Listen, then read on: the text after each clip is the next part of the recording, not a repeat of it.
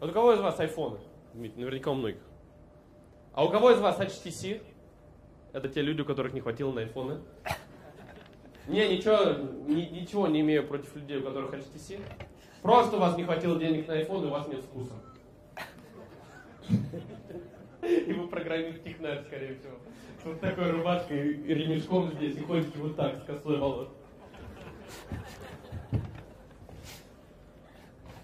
Так вот, некоторые говорят, у меня крутой телефон, у меня Nokia, смотри, как классно светит.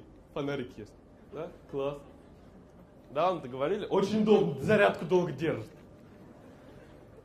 Мне ноутбук крутой не надо, у меня вот мини-покетбук за 15 тысяч асер. Нормально. MacBook, я что, дурак, что ли? 60 тысяч за бренд переплачивать. Дурак я, что ли?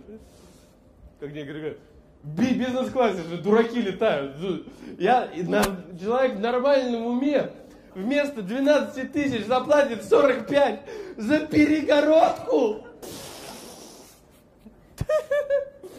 А в бизнес-классе ездят люди, которые смеются над теми, кто в первом классе.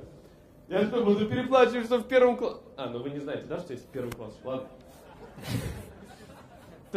И эти люди говорят, я считаю, эти люди, которые очень любят считать, я считаю, что машина нужна, чтобы ездить из точки А в точку Б.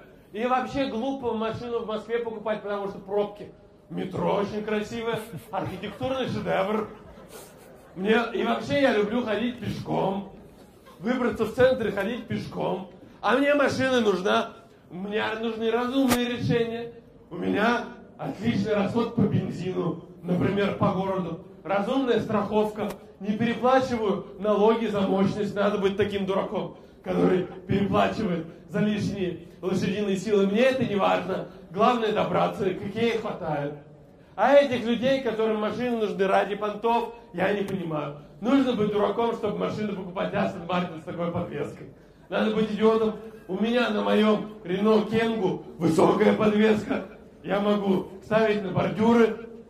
Одежда, я считаю, не главное. Главное, я вот эти бренды не понимаю. Я покупаю обувь в эко-компании. Главное, чтобы была удобная.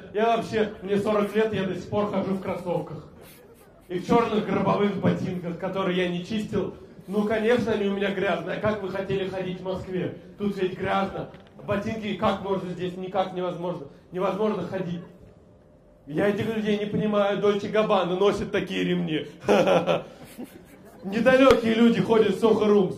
А я слушаю Дэвида Боуи. Я творческий человек. Я учен. Я другой. И заставка всей этой рекламы такая. Очнись ты, бедный.